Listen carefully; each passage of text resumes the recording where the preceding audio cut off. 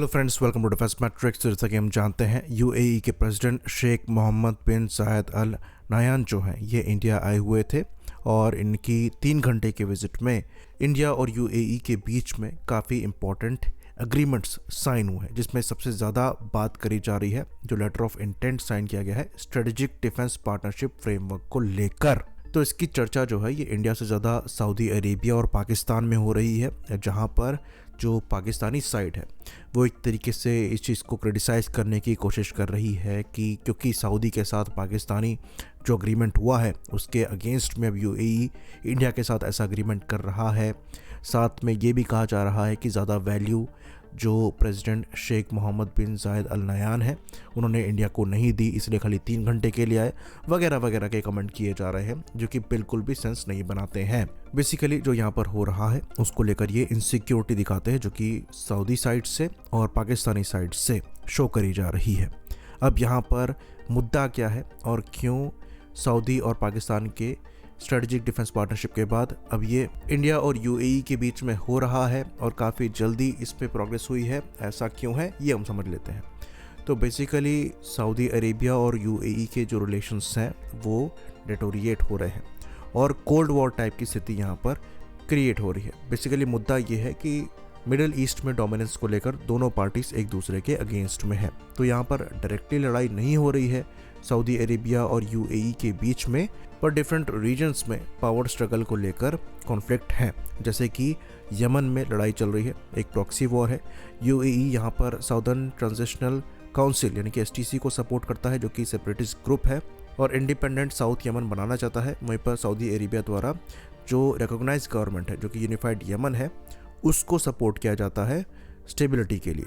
तो 2025 के एंड में ही जो यूएई बैक्ड सेपरेटिस्ट हैं उन्होंने कुछ क्षेत्र पे कब्जा कर लिया था, जिसको लेकर सऊदी अरेबिया ने रिस्पॉन्ड किया नेशनल सिक्योरिटी थ्रेट को मानते हुए और यूएई लिंक्ड वेपन शिपमेंट्स पर एयर स्ट्राइक्स करी। तो यूएई का गोल ये है कि वो यमन के सदर्न पोर्ट्स को कंट्रोल करना चाहते हैं ताकि एक मैरीटाइम ट्रेड रूट जो है ये इनके लिए ओपन हो सके।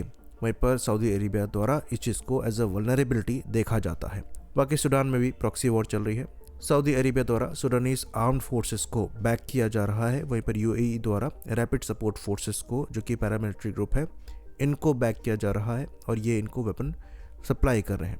बाकी हिस्टोरिकली जो सबसे बड़ा मुद्दा है ये ऑयल डिस्प्यूट है, जहाँ पर ओपेक प्लस में यूएई और सऊदी अरेबिया मेंबर है। सऊदी अरेबिया जो है यहाँ पर प्राइस कंट्रोल करने की बात करता है, वहीं पर यूएई द्वारा और तेल को निकाल कर जो रेवेन्यू है उसको बढ़ाने की कोशिश करी जा रही है जो कि ग्लोबल प्राइसेस को नीचे रखता है।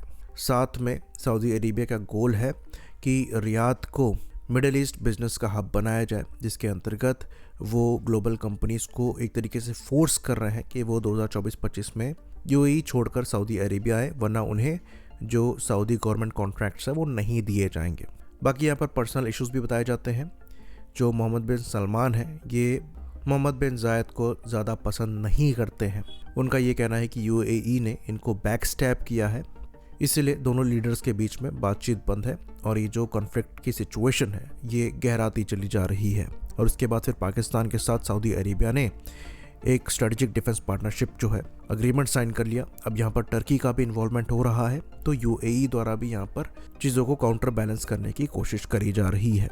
बाकी आइडियोलॉजिकल डिफरेंसेस भी हैं। जो सऊदी अरेबिया है इनके द्वारा इस्लामिक विचारधारा को प्रायोरिटी पर रखा जाता है, वहीं पर यूएई के लिए इस्लामिक विचारधारा ज़रूरी तो है पर प्रायोरिटी नहीं है। वो डेवलपमेंट फोकस्ड है, ज़्यादा लिबरल है और ज़्यादा पार्टनरशिप जो है वो नेशन बिल्डिंग के लिए करने को तैयार है, जिसके अंतर्गत वो इजराइल तक से अपने रिलेशन को सुधार रहे हैं। अब्राहम अकॉर्ड्स उन्होंने साइन किए हैं और एक काफ़ी ओपन सोसाइटी आपको यूएई में दिखेगी जो कि बिजनेस एनवायरनमेंट को सपोर्ट करती है और इसलिए दुबई जैसी सिटी को ग्लोबल सिटी कहा जाता है। तो यूएई की जो लीडरशिप है वो आपको ज़्यादा विजनरी दिखाई देगी। उन्हें पता है कि फ्यूचर में जो बेनिफिट उन्हें ऑयल से मिल रहा है वो नहीं मिलेगा, तो उन्हें ऐसी सिटी क्रिएट करनी पड़ेगी, ऐसी कंट्री बनानी पड़ेगी जिसमें ऑयल के सिवाय दूसरी चीज़ें भी हों ताकि ये सिटी सर्वाइव कर सके। और इस मामले में सऊदी अरेबिया से आगे यूएई निकल चुका है। तो तो इस चीज़ को लेकर भी दोनों कंट्रीज़ के बीच में राइवलरी है। अब जो इंडिया के साथ स्ट्रेटजिक डिफेंस पार्टनरशिप के लिए जो पैक्ट साइन होना है उसके क्या इम्प्लीकेशंस हैं, और पाकिस्तान और सऊदी अरेबिया के बीच में जो पैक्ट साइन हुआ है उसके क्या इम्प्लीकेशंस हैं, दोनों हम समझ लेते हैं।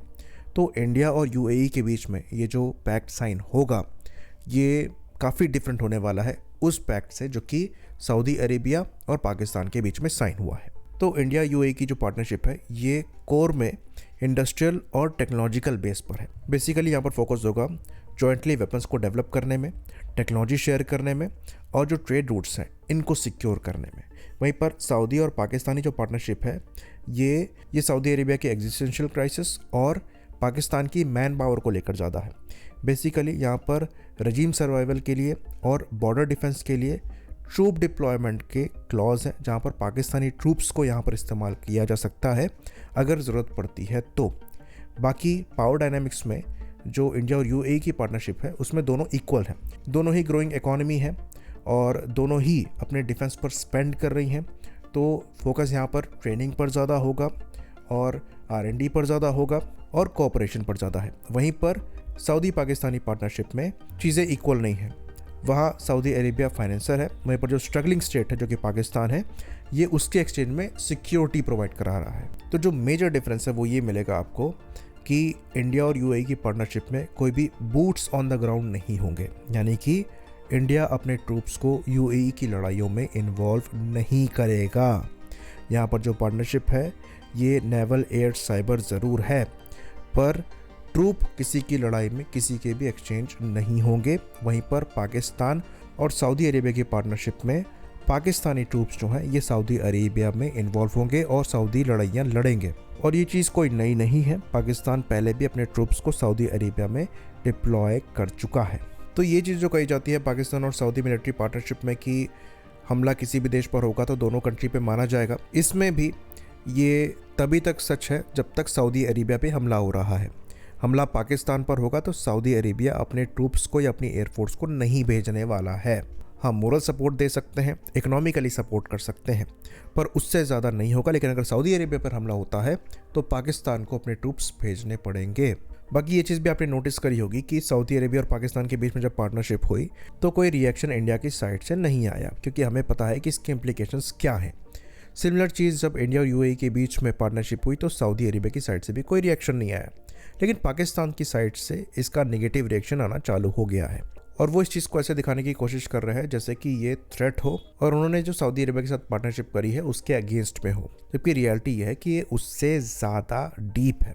यहाँ पर कैपेबिलिटी बिल्डअप की बात हो रही है, भाड़े की फ़ौज तैयार करके देने की बात नहीं हो रही है।